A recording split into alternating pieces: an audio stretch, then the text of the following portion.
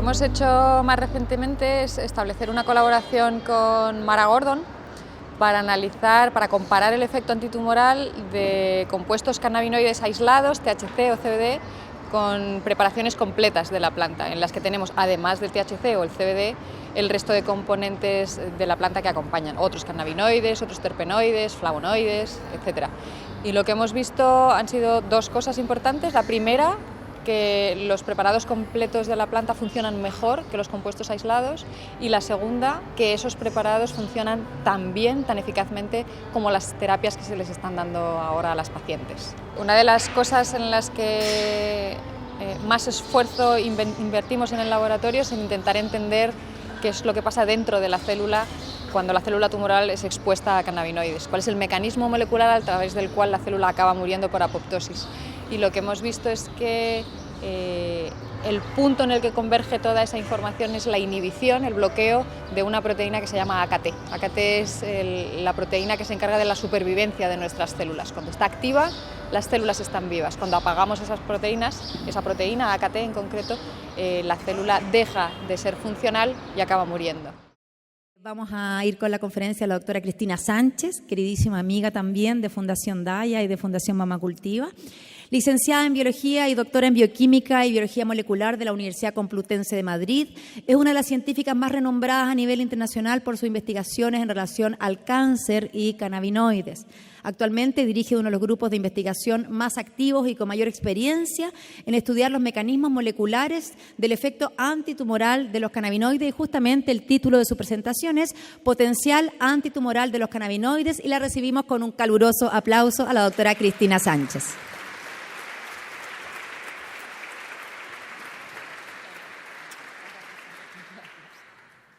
Muchas gracias a todos por estar aquí hoy también, y sobre todo gracias a Ana María y a Nicolás por invitarme a participar en este evento otra vez. El año pasado fue espectacular y este año está siendo todavía mejor. Enhorabuena, de verdad, estáis haciendo un trabajo magnífico. Antes de empezar a desarrollar mi charla, solo quiero decir, ya lo dije el año pasado, que me da mucha envidia. Yo vengo de un país donde el marco legal es en teoría mucho más amigable, donde podríamos estar haciendo muchas más cosas, y en realidad no las estamos haciendo, porque no tenemos a una Ana María Gazmuri, no tenemos a un Nicolás Dormal, no tenemos Mama Cultiva, no tenemos el apoyo de las familias, no tenemos el apoyo de los médicos. Estamos solos en el camino, y eso hace que, aunque hagamos mucha investigación básica, que la hacemos, creo honestamente que somos un referente internacional. No hablo de mi grupo, hablo de la comunidad científica española que trabaja en cannabinoides. No nos estamos moviendo tan rápido como lo estáis haciendo vosotros hacia los pacientes, y eso es... bueno, yo me voy de aquí con mucha energía para intentar transmitir e impulsar eso en mi país.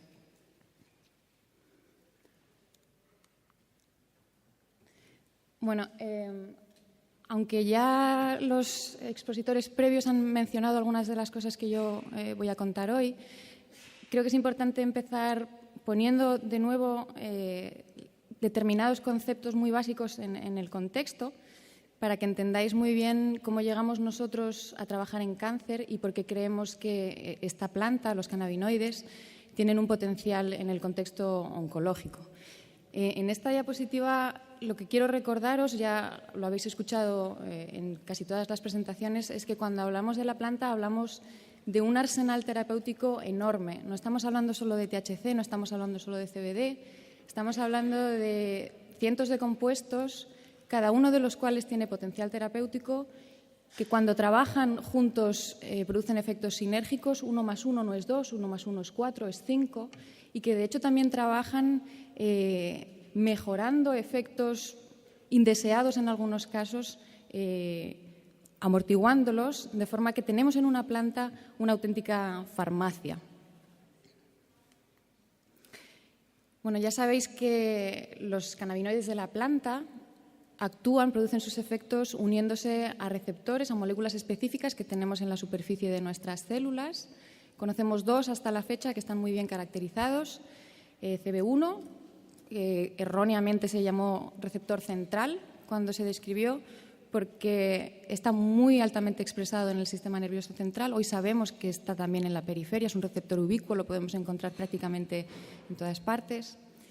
Y unos años más tarde se caracterizó un segundo receptor de cannabinoides, CB2, que en individuos sanos y en individuos adultos Tiene una localización bastante más restringida, fundamentalmente a elementos del sistema inmune, aunque no solamente.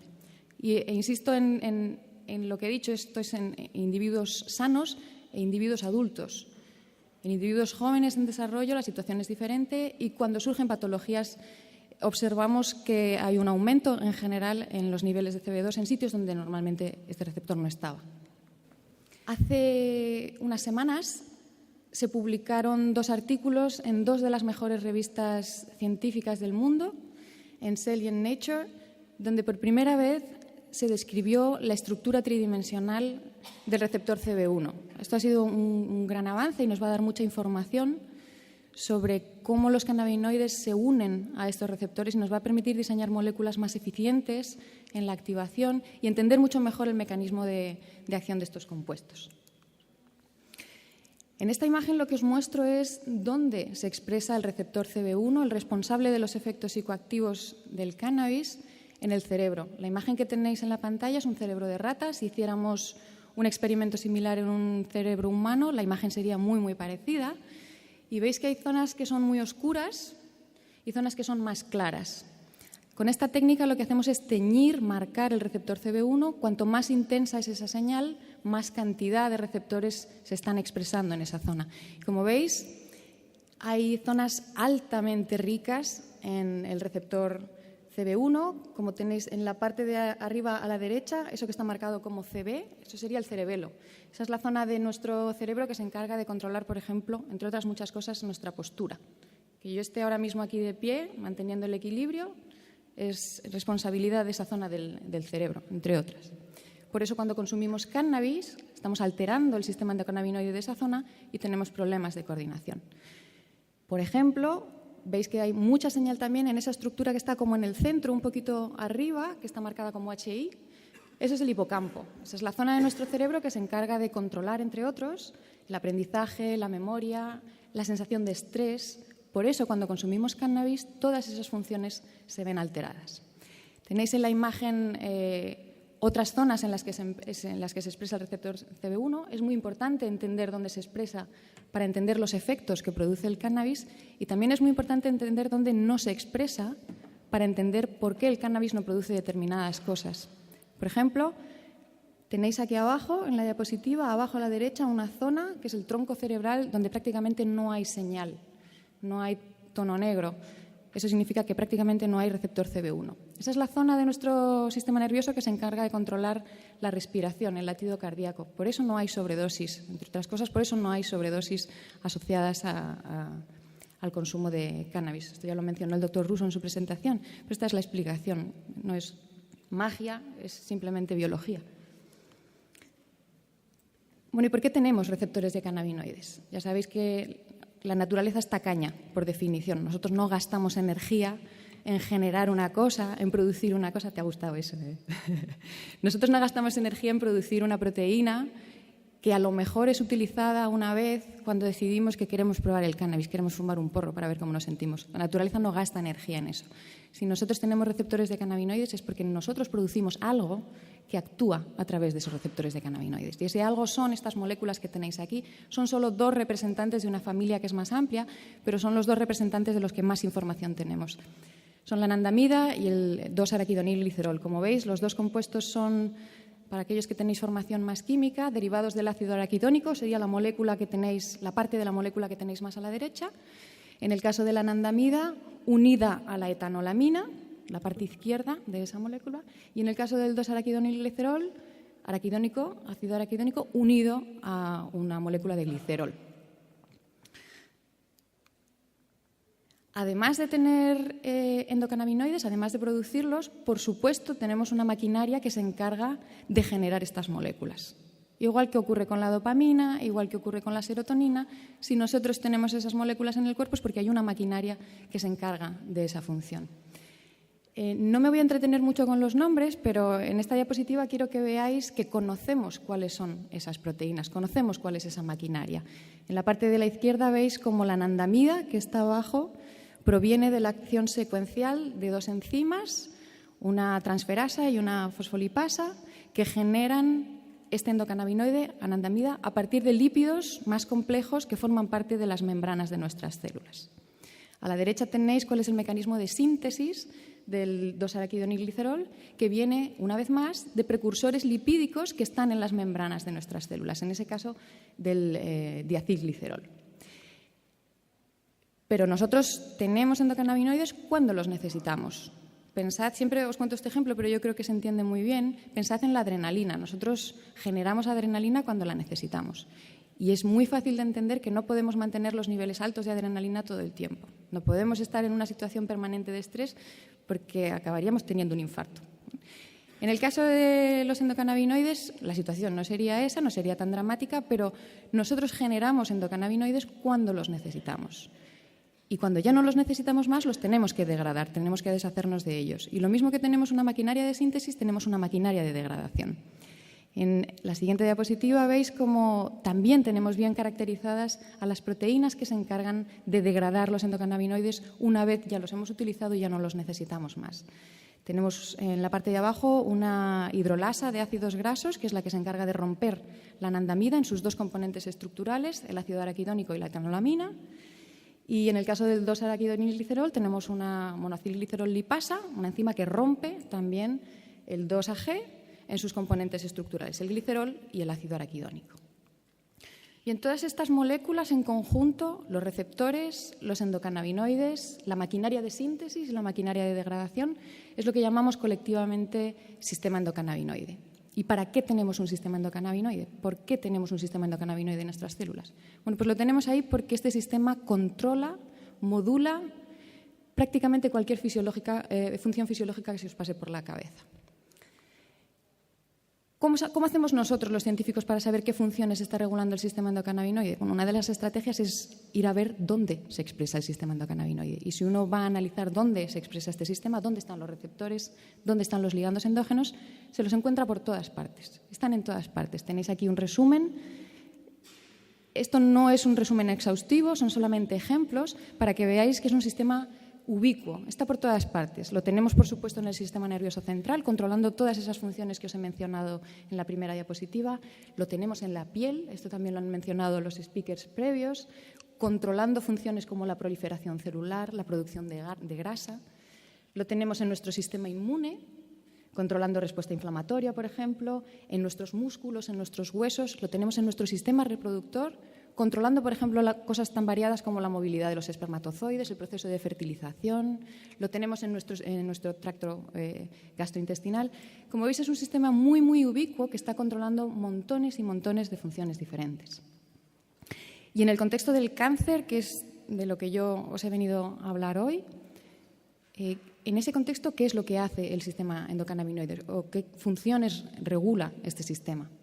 Bueno, pues como ya habéis visto, este sistema está expresado en los centros de control de todas esas funciones que tenéis arriba. Centros de control del dolor, centros de control del reflejo de la náusea, de la emesis, centros de control de ansiedad, centros de control del apetito y centros del control de sueño.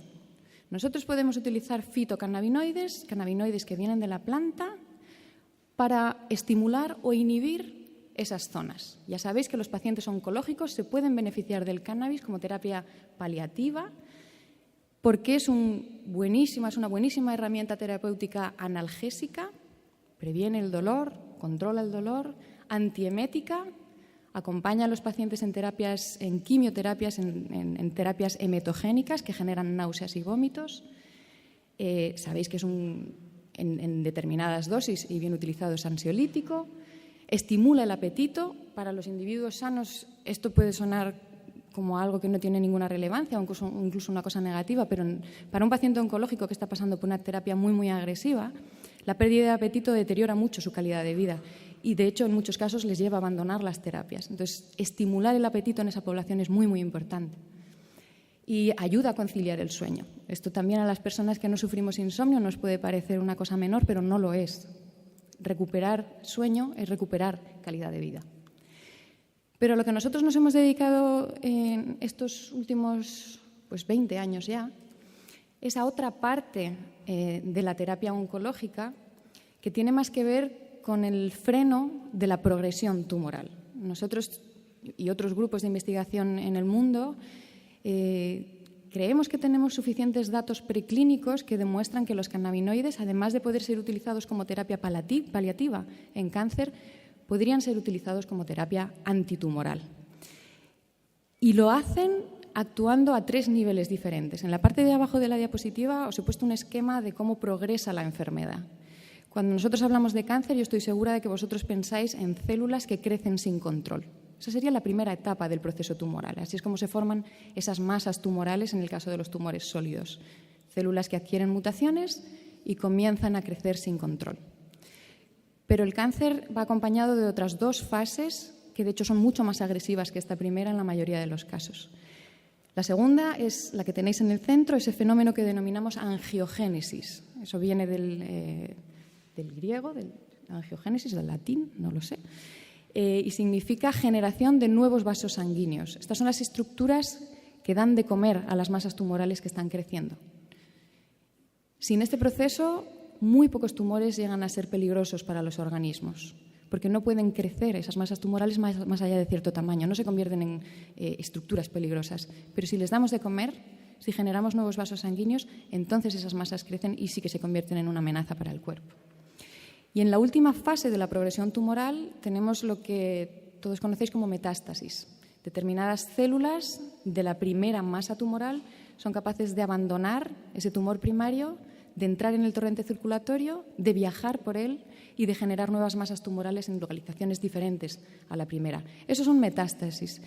Y esas masas tumorales son mucho más agresivas que las originales. Pensad que las células que forman esas masas tumorales son células que han sido capaces de abandonar el tumor primario. Eso no es una cosa fácil de hacer. Esas células tumorales han sido capaces de viajar por la sangre. Eso tampoco es nada fácil de hacer. Y han sido capaces de colonizar un nuevo nicho donde han generado una nueva comunidad. Eso tampoco es fácil de hacer. Esas características solo las tienen las células más agresivas. Por eso las metástasis son más agresivas que los tumores primarios y, por desgracia, la causa de la inmensa mayoría de las muertes asociadas a cáncer. Bueno, pues lo que nosotros hemos visto durante todos estos años es que los cannabinoides bloquean estas 3 fases de la progresión tumoral. Y os voy a enseñar ejemplos, no es una revisión exhaustiva, por supuesto, os voy a enseñar ejemplos de cómo los cannabinoides actúan en cada una de estas 3 fases de la progresión. Sobre la primera, efecto antiproliferativo. Nosotros, después de todos estos años, tenemos muy claro que los cannabinoides son capaces de activar la muerte de las células tumorales. Y esto solo ocurre en las células tumorales, no en las células sanas. Todas nuestras células a lo largo de su vida tienen que tomar una decisión muy, muy básica. Tienen que optar por una de esas 4 opciones vitales, que son básicamente si proliferar y generar 2 células hijas similares o idénticas a ella, a la original, si permanecer en un estado de quiescencia, lo que tenéis marcado en azul, que es una especie de reposo proliferativo. De hecho, la inmensa mayoría de nuestras células ahora mismo están en ese estado de quiescencia. Si diferenciarse, es decir, adquirir un compromiso morfológico y funcional, convertirse, por ejemplo, en un hepatocito, una célula de nuestro hígado, en un cardiomiocito, en una célula de nuestro corazón, eso es diferenciarse. O si morir. Y esto es una decisión perfectamente fisiológica. No interpretéis en este caso muerte como una cosa, como un accidente, una cosa mala. No, eso es un programa más, igual que en la lavadora tenemos un programa de centrifugación rápido y uno lento. El programa de muerte está en todos los programas a los que una célula puede optar durante su vida. Bueno, pues como os decía antes, lo que nosotros hemos visto es que los cannabinoides inducen este programa, activan este programa selectivamente y solo lo hacen en las células tumorales. En esta imagen os muestro, de hecho esta foto es original, de una de las primeras observaciones que nosotros hicimos cuando tratamos células tumorales en cultivo con cannabinoides, en este caso concreto con THC. Y esta foto que os pongo aquí, esta pareja de fotos, la puede obtener cualquier investigador que trabaje en un laboratorio con células tumorales. Tendrá que utilizar un poco más de THC, un poco menos de THC, un poco más de CBD, un poco menos de CBD para llegar a obtener esta intensidad de efecto, pero acabará obteniendo una foto como esta. ¿Qué es lo que estáis viendo en estas 2 fotografías? Bueno, a la izquierda estáis viendo células tumorales humanas de un glioblastoma que están creciendo en una placa de plástico. Las zonas más oscuras son los núcleos de las células y, como veis, la placa está llena de células tumorales. Esas son células tumorales que están perfectamente sanas y felices. Lo que veis a la derecha es lo que les ocurre a esas células cuando son tratadas con THC. Y como veis, quedan muy poquitas células en el cultivo y las que quedan están refringentes, redonditas y despegadas de la placa de plástico. Todo eso son señales de muerte. Si nosotros hubiéramos tomado una foto de este mismo cultivo 24 horas más tarde, no quedaría absolutamente nada ahí. Estamos induciendo la muerte de las células tumorales. Cuando nosotros vimos este efecto, enseguida nos planteamos que teníamos un compuesto antitumoral entre manos y decidimos validar estos resultados en un modelo más fisiológico. Cuando uno habla de un modelo más fisiológico en biología, normalmente habla de modelos animales. Y cuando uno habla de modelos animales en cáncer, lo más sencillo es comenzar por animales inmunodeficientes, para evitar rechazo de los implantes que nosotros hacemos con las células tumorales. Entonces, en estos modelos sencillos, que se denominan modelos ectópicos, lo que hacemos es inyectar células tumorales en el lomo de los ratones, debajo de la piel, como veis en la fotografía de arriba. Dejamos que los tumores alcancen determinado tamaño y comenzamos un tratamiento. La mitad de los animales recibe THC, la otra mitad no recibe THC. Y lo que tenéis en la imagen es el resultado típico que se obtiene cuando uno hace un experimento con un modelo ectópico. A la izquierda veis una imagen representativa de un animal que no ha recibido tratamiento con THC. Ese bulto enorme que tiene en el costado es el tumor, un tumor cerebral que le hemos generado en el costado, y lo que veis abajo es ese mismo tumor diseccionado. Una vez que el animal ha sido sacrificado, lo diseccionamos. Lo que tenéis a la derecha es un animal que ha recibido tratamiento con THC en ese mismo experimento. Como veis, el tumor es muchísimo más pequeño. Y si os fijáis en la imagen de abajo, ese es el tumor diseccionado, y lo comparáis con el de la izquierda, veis que el color es completamente diferente. Uno es rojo, es decir, está irrigado, tiene un montón de vasos sanguíneos que están alimentando esa masa tumoral que está creciendo, y sin embargo el tumor de la derecha es completamente blanco. Ahí no hay vasos, ahí no hay comida, esa masa tumoral no puede crecer. Estos son modelos ectópicos, son más fisiológicos que células tumorales crecidas en una placa de plástico, por supuesto, pero generar un tumor cerebral en el costado de un animal no termina de ser el modelo perfecto. Lo que uno hace cuando está estudiando tumores cerebrales es generar tumores en el cerebro. O lo que uno hace cuando está estudiando tumores de mama, por ejemplo, que es lo que yo llevo haciendo los últimos años, lo que hace es generar tumores en la mama. Bueno, nosotros tenemos herramientas para hacer eso en el laboratorio y os muestro una imagen del resultado típico que uno obtiene cuando utiliza este tipo de modelos que se denominan ortotópicos. En este caso, lo que tenéis a la izquierda es una rata a la que le hemos generado un tumor en la cabeza. Sería esa masa blanca que está señalando la flecha en la imagen. Lo tenéis en una sección, en una proyección arriba, en una proyección diferente abajo. Es el mismo animal. Y lo que tenéis a la derecha es esa misma rata, exactamente el mismo animal, después del tratamiento con THC. Como podéis observar, la masa blanca ha desaparecido. Queda una línea pequeñita blanca, esa es la cicatriz por la que nosotros hemos hecho la inyección de las células, pero eso no es masa tumoral. Y como veis, ha desaparecido en las dos imágenes. Pero otra vez, esto es más fisiológico que lo anterior, pero a nosotros no nos salen tumores porque venga alguien a inyectarnos células tumorales en ningún sitio. Nosotros, por desgracia, tenemos tumores porque espontáneamente tenemos mutaciones que se mantienen y que hacen que esas células crezcan de manera descontrolada. Bueno, pues también tenemos en el laboratorio modelos que simulan mejor la patología humana porque estos tumores se generan de manera espontánea. Nosotros no tenemos que hacer nada, los tumores aparecen de manera espontánea. Existen varios modelos de este tipo. El que nosotros decidimos utilizar es el que tenéis en esta diapositiva. Es un modelo de cáncer de mama, concretamente del subtipo que se caracteriza por la sobreexpresión de una proteína que se llama ER2, un oncogen de la familia del receptor de GF. Entonces, en este caso, estas ratonas, las hembras y solo las hembras, cuando llegan a la pubertad, comienzan a sintetizar hormonas que activan un determinado gen que nosotros hemos introducido en el animal y como consecuencia de esto las hembras desarrollan tumores de manera espontánea. Como veis, es bastante más fisiológico que los dos modelos anteriores que os he explicado. Y lo que nosotros hicimos en este caso fue, otra vez, dividir a los animales en dos grupos experimentales. A la mitad de ellos no les dimos tratamiento cannabinoide y a la otra mitad sí, otra vez con THC. En la gráfica de la izquierda, como veis, lo que estamos representando en el eje vertical es el tamaño de los tumores y en el eje horizontal los días. Vemos cómo progresa el crecimiento de los tumores a lo largo del tiempo. Como veis en el panel de la izquierda, los tumores que no reciben tratamiento crecen de manera exponencial. Sin embargo, si los animales reciben tratamiento con THC, los tumores crecen muchísimo más despacio, como podéis ver en la imagen. Y una cosa muy importante, de hecho es a lo que más tiempo dedicamos en el laboratorio, es que después de todos estos años de investigación sabemos qué es lo que está pasando dentro de la célula cuando recibe el estímulo del THC que desemboca en la muerte celular. Muchas veces tenemos potenciales herramientas terapéuticas que producen un efecto, pero no tenemos ni idea de cómo lo hace. Bueno, este no es el caso de los cannabinoides. Sabemos que esto preocupa mucho a los médicos, entendemos por qué y lo compartimos, y nuestro trabajo consiste en darles esa información.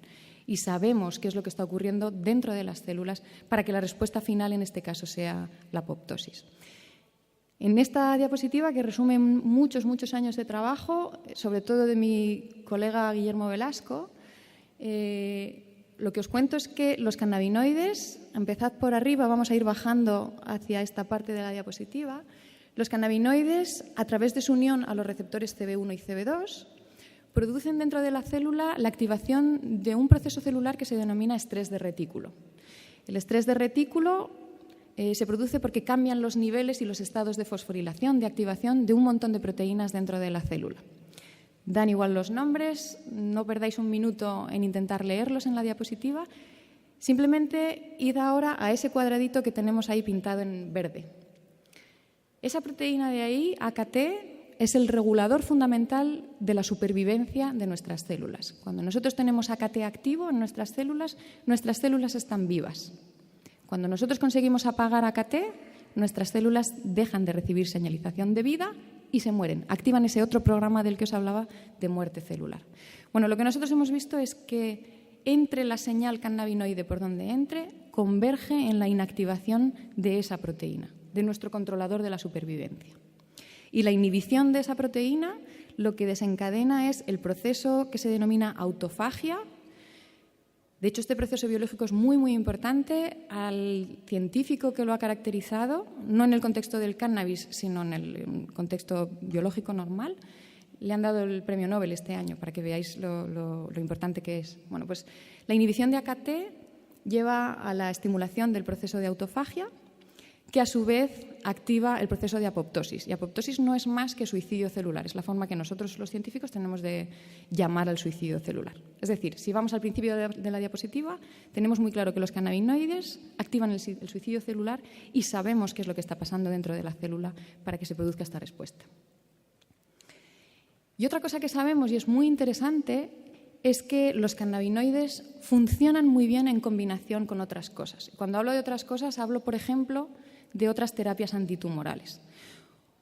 Yo no soy médico, pero a nosotros nos escriben muchos pacientes preguntando, entre otro montón de cosas, si pueden combinar o si deben combinar su tratamiento convencional, quimioterapia, radioterapia, con los cannabinoides. Bueno, no tenemos una respuesta para esa pregunta porque todavía no hay estudios hechos en humanos, pero los datos preclínicos, y os voy a mostrar un par de ejemplos, sugieren que no solo es buena idea mantener el tratamiento, sino que si se hace y se combina con cannabinoides, los resultados van a ser mejores que utilizando cualquiera de las dos estrategias individualmente. En este experimento lo que os muestro es cómo en un modelo de cáncer gástrico, de cáncer de estómago, la combinación de paclitaxel, es una droga quimioterapéutica que se utiliza no solo en este tipo de tumores, sino en muchos otros, con cannabinoides, en este caso anandamida, uno de los endógenos, uno de los que producimos nosotros, funciona mucho mejor que el paclitaxel solo o la anandamida sola. Si os fijáis en la primera barra, lo que estamos representando aquí, lo que tenéis en el eje vertical, es el tanto por ciento de células que tenemos en el cultivo muertas. Lo que queremos es que esa barra sea lo más alta posible, ¿vale? Estamos matando células. La primera de las barras es la muerte que nosotros conseguimos inducir cuando solo utilizamos anandamida. Conseguimos matar poquitas células. Si os vais a la cuarta barra, esa es la muerte que nosotros producimos utilizando solo paclitaxel.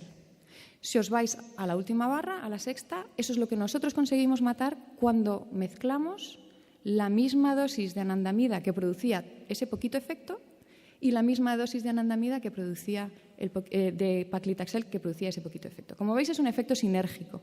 Es El efecto es mayor que la suma de los dos por separado.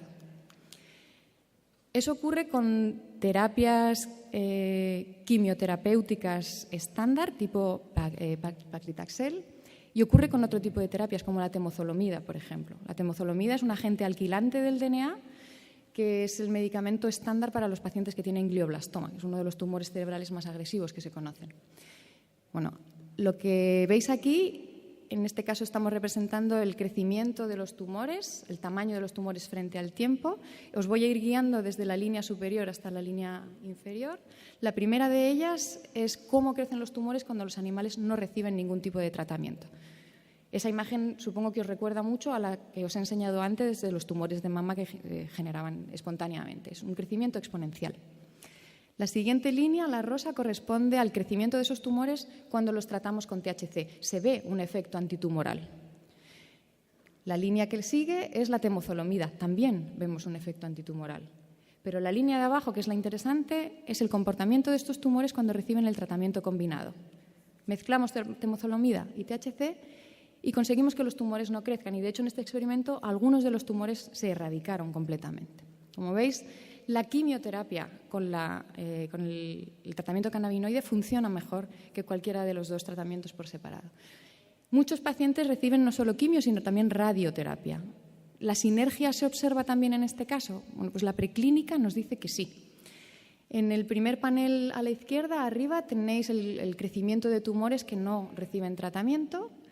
En el siguiente panel a la derecha tenéis un poco de efecto antitumoral cuando esos animales reciben cannabinoides. En el panel de abajo a la izquierda tenéis cuál es el efecto antitumoral, que es muy, muy discreto en este experimento, cuando los animales reciben radiación. Y en el panel de abajo a la derecha tenéis lo que ocurre cuando los animales reciben el tratamiento combinado. Como veis, otra vez estamos viendo un efecto sinérgico. Y cuando hablo de que los cannabinoides combinan bien con otras cosas, no solo me refiero a terapias antitumorales estándar, sino también al resto de los componentes de la planta. Si os habéis fijado, lo que yo os he mostrado hasta ahora son experimentos que están hechos o con THC solo, o con CBD solo, o con anandamida sola. Nosotros no hacemos estos experimentos con compuestos aislados porque pensemos que es la mejor terapia. Nosotros hacemos estos experimentos porque necesitamos entender qué es lo que pasa dentro de las células cuando son expuestas a cannabinoides. Creo que es muy fácil de entender que si estás trabajando con un producto que tiene más de 500 compuestos diferentes, es muy difícil asignar la causa a uno de ellos si no hacemos esa disección que nosotros hemos hecho todos estos años en el laboratorio. Por eso nosotros hemos empezado con THC puro, por eso nosotros hemos empezado con CBD puro. Una vez que nosotros tenemos claro qué es lo que hace el THC puro, qué es lo que hace el CBD puro, lo que queremos ver es si los extractos completos de la planta, con otros cannabinoides, con otros terpenoides, con flavonoides, con polifenoles, con todo lo que acompaña a la planta, es una mejor opción terapéutica que los cannabinoides aislados. Para contestar a esa pregunta, hemos establecido una colaboración recientemente con Mara, con su grupo, y estamos comparando el efecto antitumoral de compuestos cannabinoides aislados con extractos ricos en ese cannabinoide, poniendo exactamente la misma dosis del compuesto que queremos comparar, pero en un caso tenemos, como os voy a enseñar a continuación, todo el séquito acompañando al cannabinoide principal.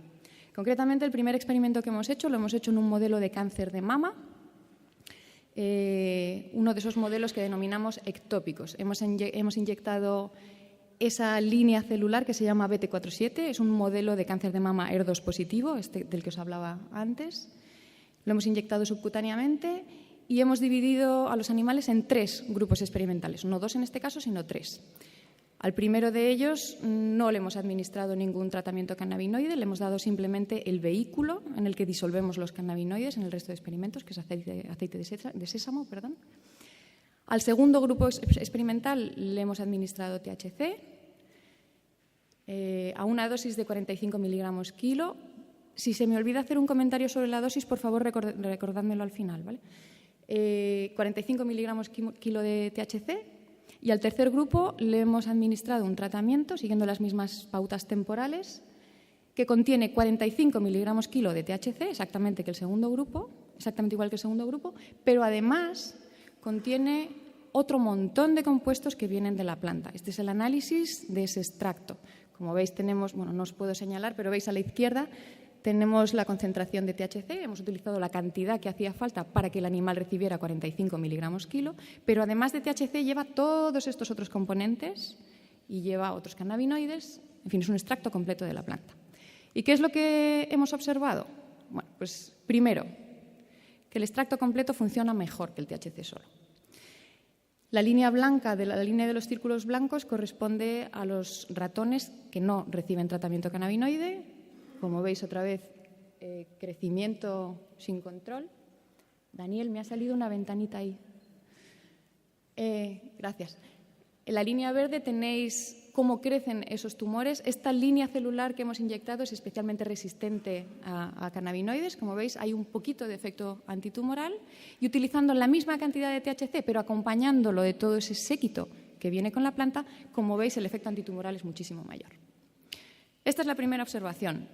Pero hemos visto también, y esto es muy importante, que el efecto del THC, del extracto completo de la planta, es igual de eficiente que uno de los medicamentos estándar que se les da a estas pacientes, la Lapatinib. El Lapatinib es un inhibidor de la actividad tirosina, me voy a poner un poco técnica, perdonad, es un inhibidor de la actividad tirosina quinasa del receptor ER2, el que produce los tumores en este tipo de cáncer de mama. Bueno, pues es una herramienta que se utiliza en clínica para bloquear la actividad tumoral de este receptor. Lo que muestra esta gráfica es que el extracto completo de la planta es tan eficaz como el medicamento que ahora mismo están recibiendo estas pacientes. Bueno, lo que acabo de contaros concierne a la primera parte de la progresión tumoral, lo que tiene que ver con el crecimiento descontrolado. Pero como os he anticipado, los cannabinoides también bloquean las otras dos fases de la progresión tumoral. La angiogénesis. Ya os he mostrado antes una imagen en la que podíais comparar un tumor rojo y grande con uno más chiquitito y pálido.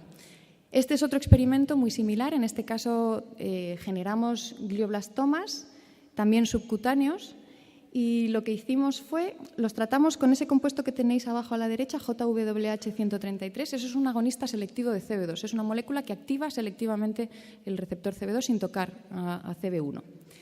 Y lo que hicimos en este caso fue, una vez diseccionado el tumor, inyectarle un colorante que solo entra en el tumor a través de los vasos sanguíneos. El colorante es de color azul.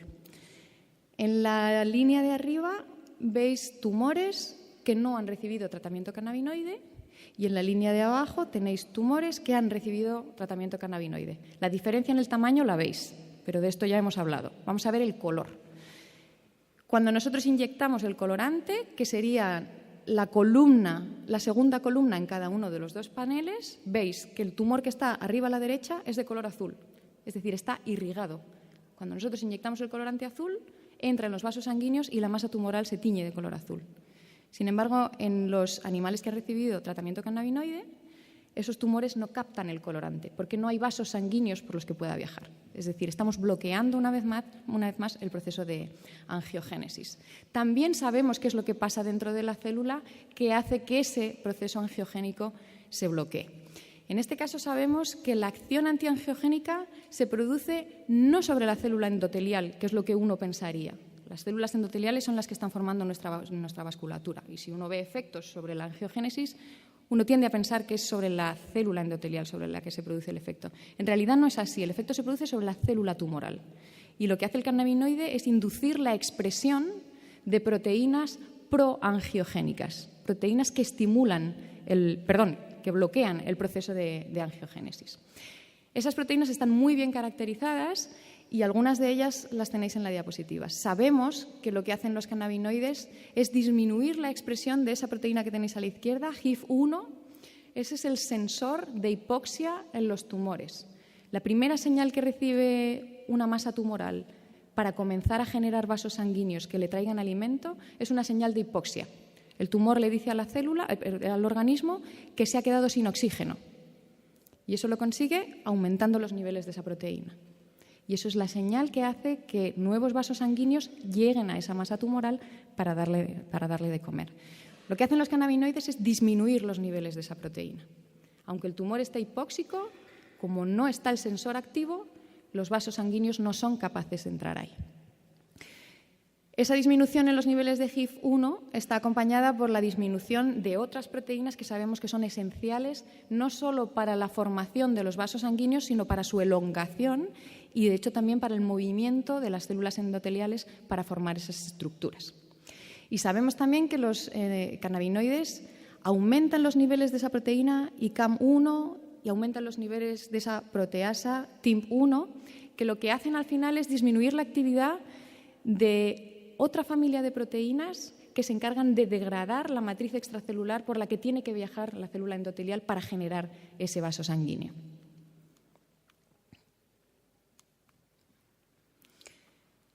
Eso con respecto a la angiogénesis. Con respecto a la metástasis, también sabemos, como os digo, que los cannabinoides son compuestos que bloquean esta parte de la progresión tumoral.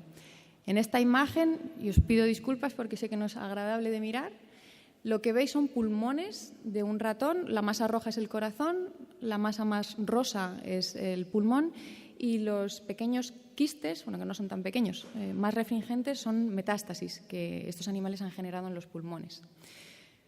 Concretamente, estas metástasis se generan en ese modelo de cáncer de mama espontáneo del que os he hablado antes.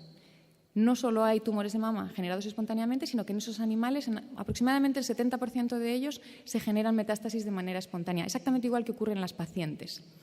Bueno, lo que hemos observado en ese modelo animal es que cuando los ratones no reciben tratamiento cannabinoide, como os decía, más o menos el 70% de ellos generan metástasis y cuando reciben tratamiento cannabinoide no solo disminuimos el crecimiento de los tumores, sino que también disminuimos el porcentaje de animales que acaban desarrollando ese tipo de lesión. Es la barra que tenéis a la derecha con un asterisco encima.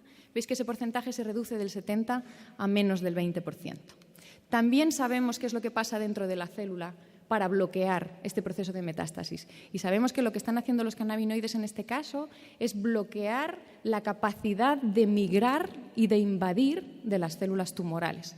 Y lo hacen controlando la expresión de proteínas como ID1, que es una proteína prometastática muy importante, o proteasas de la matriz, exactamente igual que os he contado antes, y bloqueando este proceso que tenemos aquí abajo en la diapositiva, que se denomina transición epitelio-mesénquima, que es un proceso crucial para que una célula tumoral sea capaz de escapar de esa masa primaria, viajar por la sangre, como os contaba antes, emprender ese viaje tan complicado y llegar a las localizaciones más distantes en las que se generan esas masas tumorales.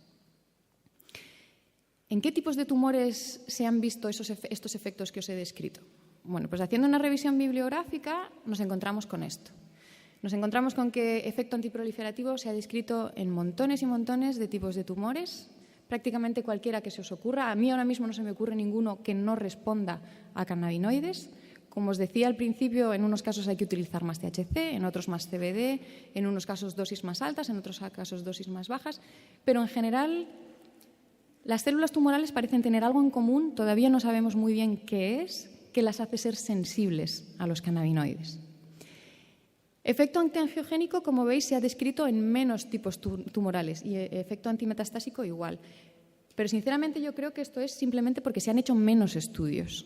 Sabemos mucho, la parte antitumoral está muy trillada, la parte antiproliferativa está muy estudiada. Hay muchos grupos de investigación trabajando en ello y por eso tenemos más información. Si yo tuviera que apostar mi dinero ahora mismo, apostaría a que estas dos columnas de la derecha van a crecer a medida que se vayan haciendo más estudios. Bueno, ¿y qué sabemos de todo esto en humanos? Pues por desgracia muy poco. Tenemos una evidencia preclínica muy sólida, muy sólida, que viene de nuestro grupo, que viene de otros grupos que hay trabajando en el mundo haciendo ciencia muy seria y muy buena, pero datos clínicos no tenemos prácticamente ninguno. Este es un ensayo clínico piloto que se hizo en España hace 10 años, donde nos permitieron reclutar a 9 pacientes nada más, y eran pacientes desahuciados con un tipo de tumor cerebral extremadamente agresivo y que ya no tenían ninguna opción terapéutica más y que habían sido enviados a casa. Lo que hicimos en este caso fue, como os digo, es un ensayo clínico piloto, son solamente 9 pacientes. Las conclusiones que se sacan de aquí hay que cogerlas con muchísimo cuidado, son solo 9 pacientes.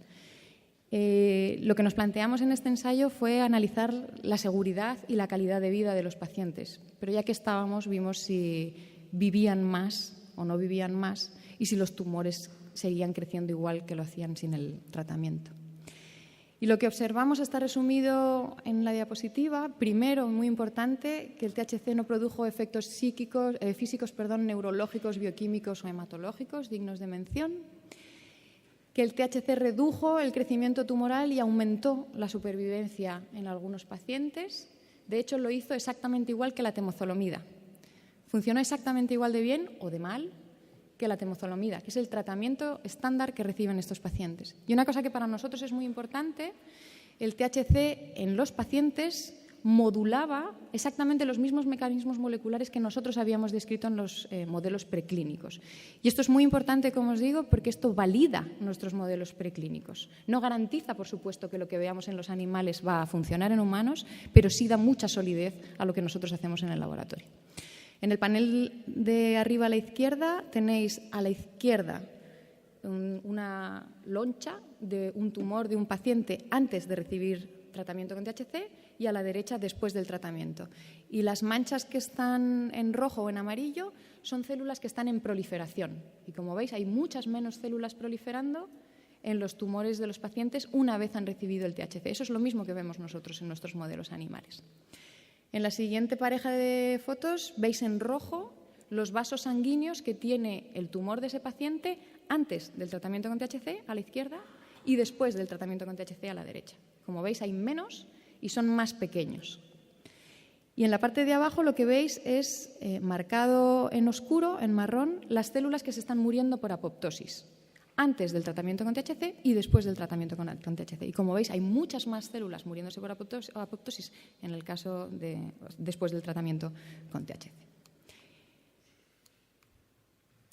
Y desde 2006 hasta ahora, ¿qué ha pasado en la clínica? Pues nada, absolutamente nada. Hasta hace un par de años que la empresa GW patrocinó y puso en marcha un ensayo clínico en Reino Unido. Hay involucrados también hospitales alemanes en el que iban a analizar la seguridad y como objetivo secundario la eficacia del tratamiento combinado de Sativex, que como sabéis es un medicamento cannabinoide extraído de la planta con una composición 1,1 THC-CBD aproximadamente, en pacientes con glioblastoma recurrente, este tipo de tumor cerebral del que os he estado hablando durante la presentación. Unos días antes de venir me metí en la página web donde nosotros vamos a analizar, a buscar los ensayos clínicos que hay en marcha en todo el mundo, que es esa página que tenéis ahí arriba, y vi que el ensayo está completado y estamos esperando los resultados. Yo no tengo más información que la que aparece en la página web y, como os podéis imaginar, estamos todos muy expectantes, deseando ver qué es lo que ha ocurrido con estos pacientes. En esa misma página web ahí podemos encontrar información sobre otro ensayo clínico que se iba a desarrollar en Israel, en este caso utilizando CBD en primera línea en pacientes con tumores sólidos. Pero no sé muy bien qué pasa con este ensayo, no ha comenzado todavía, pero esto os lo muestro para que veáis que a pesar de la solidez y de la abundancia de datos preclínicos que tenemos, no se está haciendo prácticamente nada en la clínica. Y yo creo que no podemos esperar mucho más, porque si los resultados del ensayo de GW son positivos, eso va a abrir la puerta al tratamiento con cannabinoides a pacientes con glioblastoma recurrente que han fallado el resto de terapias. ¿Qué pasa con nuestros pacientes con cáncer de mama? ¿Qué pasa con nuestros pacientes con cáncer de piel? ¿Vamos a tener que esperar otros 20 años a que haya ensayos clínicos? Bueno, tenemos que hacerlo. Ensayos clínicos hay que hacer, necesitamos esa información, por supuesto, pero mientras tanto tenemos que sacar datos clínicos de donde los haya. ¿Y dónde hay datos clínicos? Bueno, pues tenemos que explotar en esta pirámide, os pongo la relevancia que tienen los datos clínicos para la comunidad médica, que es a la que tenemos que convencer. Tenemos reportes de casos. Sabemos que eso es muy importante para los pacientes, pero eso no es relevante para la comunidad médica. Tenemos series de casos, no un paciente, sino varios pacientes que han respondido de una determinada manera. Esto tampoco tiene mucha relevancia para la comunidad médica. En la base de la pirámide tenemos los ensayos clínicos que está haciendo GW, que harán otras empresas grandes y que necesitamos con mucha urgencia. Y entre esos dos aspectos tenemos los estudios observacionales. Ahí hay muchísimo potencial que estamos desaprovechando. Hay sitios en el mundo, California, 27 estados más de Estados Unidos, hay países en Europa donde el cannabis medicinal es legal. En Latinoamérica se están abriendo las puertas al cannabis medicinal. Hay miles de pacientes en todo el mundo que ya están utilizando cannabis, muchos de ellos pacientes oncológicos. Si hacemos un seguimiento de esos pacientes, tenemos mucha información clínica que podemos contar a los médicos en el lenguaje en el que nos comunicamos con los médicos, con las gráficas que yo os he estado enseñando aquí y no a través de comentarios en Internet, que tienen validez, por supuesto, para los pacientes son muy importantes, pero a quien tenemos que convencer ahora es a otro sector de la comunidad. Bueno, y la pregunta que siempre nos hacen y que hay que hacer, por supuesto, es si todo esto es seguro para los pacientes oncológicos. ¿El cannabis sería una opción terapéuticamente aceptable en el sentido de la seguridad? Bueno, pues la respuesta parece ser que sí. Una vez más, no tenemos la respuesta a esa pregunta porque no hay ensayos clínicos hechos en pacientes todavía. Pero la preclínica apunta a eso y los datos que tenemos hasta ahora de todos los miles y miles de pacientes que han pasado por ensayos clínicos con cannabinoides y con medicinas cannábicas apuntan en esa dirección. Estos compuestos son seguros. Os muestro primero la evidencia preclínica que apunta en esa dirección. En la primera gráfica tenéis un experimento que nosotros llamamos de viabilidad celular. Lo que hacemos es sembrar las células en nuestras placas de plástico y tratarlas con cannabinoides. Cada una de esas barras corresponde a una línea celular, a un tipo de cáncer de mama diferente. Y lo que estamos representando es cuánto las matamos. En este caso lo que queremos es que la línea baje muchísimo. Y como veis, todas las líneas bajan algo excepto la amarilla. Todas son líneas celulares de cáncer de mama, excepto la amarilla. ¿Y qué es la amarilla? Pues la línea amarilla son células de mama normales, no tumorales. Como veis, la viabilidad se queda exactamente igual que estaba. De hecho, otro tipo de experimentos que no os voy a mostrar sugieren que esas células no solo no son atacadas, sino que son protegidas por los cannabinoides. Estos experimentos los hemos hecho siempre que hemos incorporado una nueva línea celular o un nuevo tipo de cáncer a nuestro laboratorio. Siempre hacemos el experimento en paralelo con la línea tumoral y con el equivalente sano. Siempre observamos la misma respuesta. Todavía no entendemos molecularmente por qué es así y, de hecho, parte del grupo está intentando responder a esta pregunta, pero es así. Cuando hacemos experimentos in vivo, cuando hacemos experimentos con los animales, siempre mandamos las vísceras, los órganos a una patóloga que trabaja en la universidad para que nos diga si hay algún síntoma de algún tipo de efecto por el que nos tuviéramos que preocupar. Nunca jamás hemos encontrado ningún signo de toxicidad en ningún órgano, ni en el hígado, ni en el bazo, ni en el cerebro, pulmones, riñones, nada, nunca. Y en este caso sí que tenemos información clínica. Hay miles de pacientes, como os he mencionado antes, que ya han pasado por ensayos clínicos con cannabinoides o con productos cannábicos. Y todos estos ensayos sugieren que estamos hablando de medicinas seguras, que estamos hablando de compuestos seguros para los pacientes. Son compuestos que no producen muertes, son compuestos que producen intoxicaciones si se utilizan a dosis no adecuadas, pero no son intoxicaciones letales. Y en cualquier caso, los efectos adversos que se producen son de carácter reversible. Me voy a ir abajo, voy a saltarme la psicoactividad, me voy a ir a la parte de abajo un momento. Es importante mantener en la foto los otros efectos que tienen los cannabinoides o los productos cannábicos para los pacientes oncológicos. No pensar solo en la parte antitumoral, ojalá tengan esas propiedades, pero ya sabemos que tienen otras que son beneficiosas para los pacientes oncológicos, que son las que os he resumido en la parte de abajo. Y siempre que hablamos de cannabis volvemos a la psicoactividad, que preocupa mucho a los médicos. Bueno, primero, la psicoactividad es fácilmente gestionable. Los médicos que han hablado antes que yo, Mara, tienen experiencia con pacientes y siguiendo un protocolo de dosificación adecuado, la psicoactividad es fácilmente gestionable. También tenemos que plantearnos si un poco de psicoactividad es realmente malo o es algo con lo que uno puede convivir. Y lo que voy a hacer en las siguientes diapositivas, esto es un ejercicio que hice con mis alumnos el año pasado.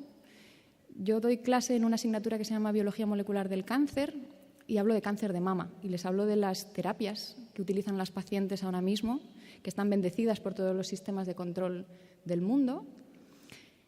Y me fui a la hoja técnica de uno de esos medicamentos que la comunidad oncológica considera uno de los grandes avances en medicina, en la medicina moderna, en el campo de la oncología y concretamente en el caso del cáncer de mama.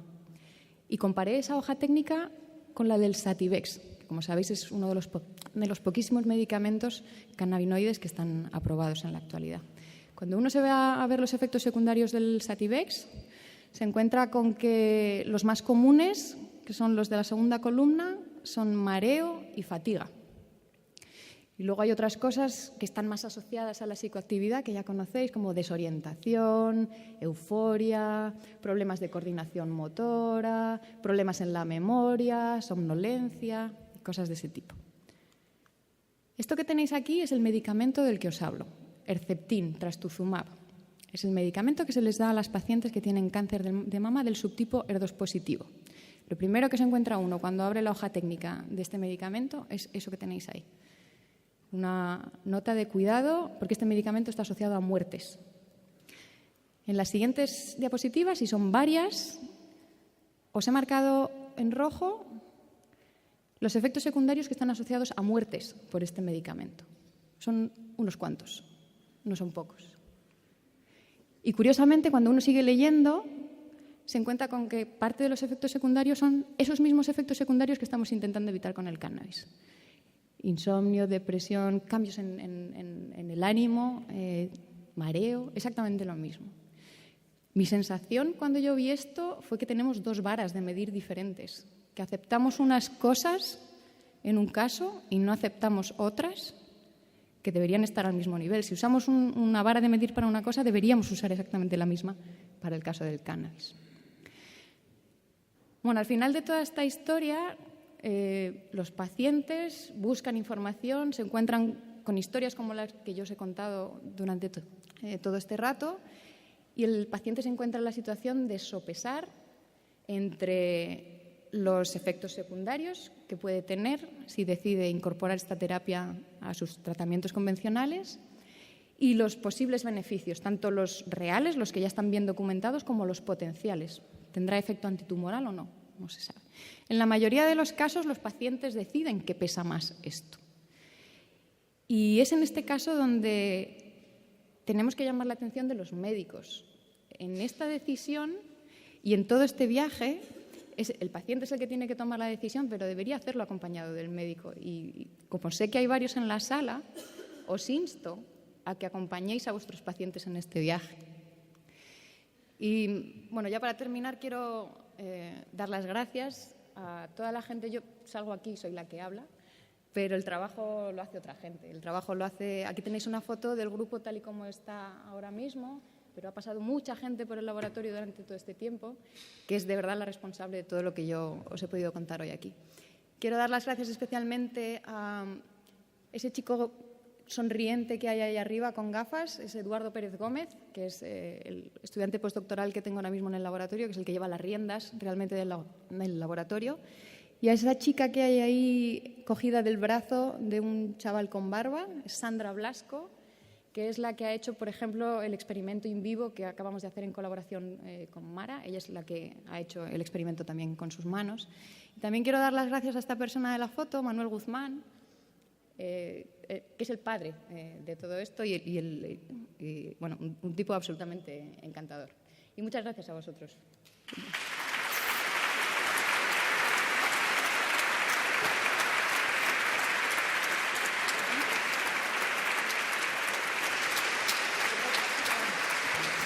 Muchísimas gracias, doctora Sánchez.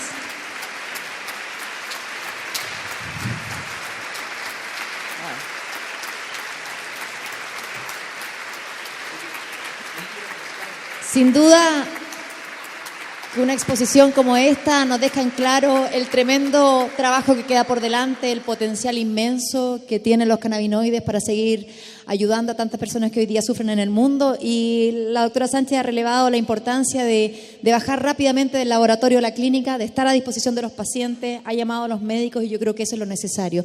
No es aceptable seguir escuchando a profesionales de la salud que digan que no existe evidencia.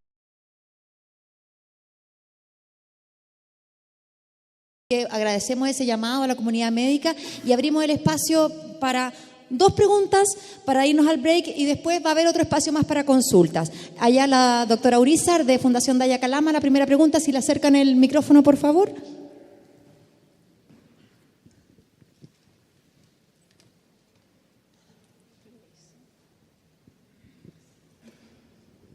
Aló.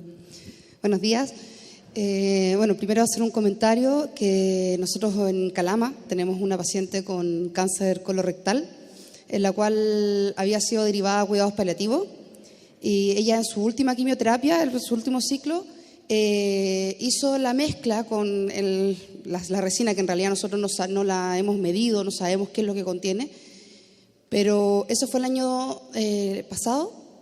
Y en sus controles con su médico en el comité oncológico evidenciaron que la señora no había avanzado su enfermedad, que la metástasis hepática, que se la operaron, no había tenido una reincidencia y salió de cuidados paliativos y pasó nuevamente a etapa curativa. Entonces, una experiencia en vivo de lo que no entendemos cómo sucede y ustedes lo hacen y pasa.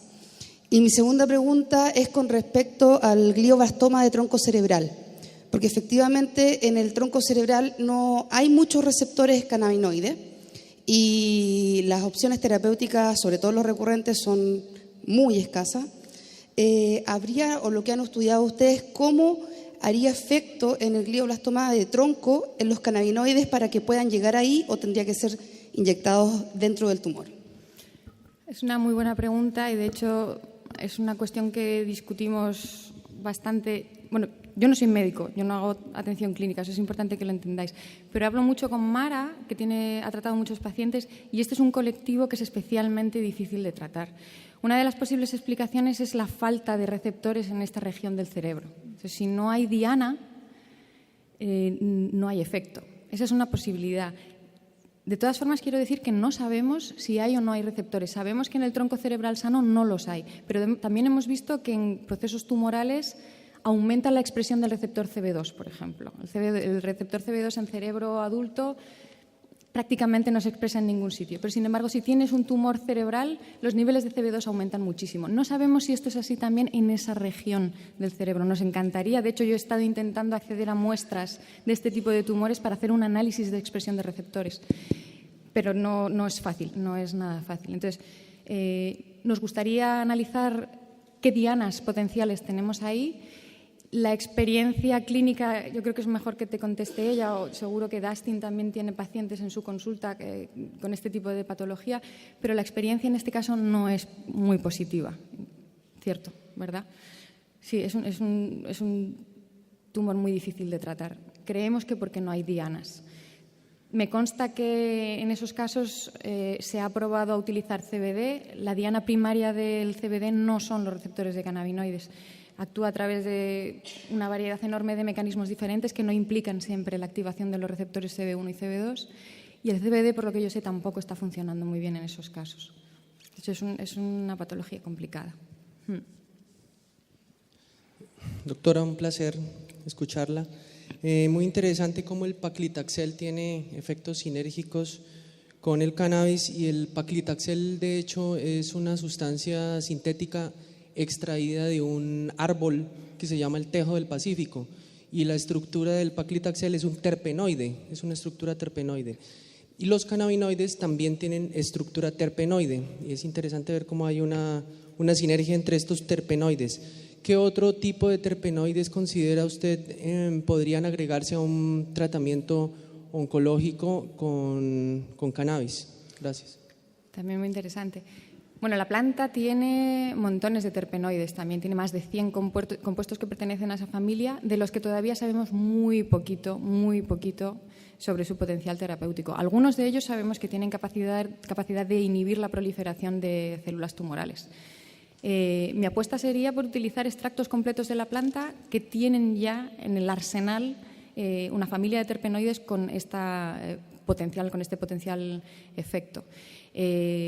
Nos encantaría analizar toda la batería, no solo de terpenoides, sino de cannabinoides. Sabemos, por ejemplo, que las formas ácidas, de las que tenemos muy poquita información todavía, algunas formas ácidas también tienen la capacidad de de cannabinoides, digo, de inhibir proliferación celular. Entonces nos gustaría mucho diseccionar el efecto, hacer lo mismo que hemos hecho con el THC o con el CBD, de los que tenemos más información, hacerlo con todos y cada uno de los componentes de la planta. Te puedes imaginar lo que implica eso en tiempo, en recursos, pero nos encantaría poder utilizarlo para llegar a describir las mejores opciones terapéuticas para cada uno de los pacientes. Esto es medicina personalizada al final. Es un concepto que todos los speakers han expuesto previamente, con el que estoy completamente de acuerdo. Cuanta más información tengamos sobre cada uno de los compuestos por separado, mejor podremos aproximarnos al diseño de terapias personalizadas. Un aplauso nuevamente para agradecer a la doctora Cristina Sánchez. Un saludo muy fuerte a Fundación Daya, a Mamá Cultiva, a Nicolás, a Ana María, a Paulina. Muchas gracias por traerme otra vez. Me siento como parte de la familia. Muchas gracias.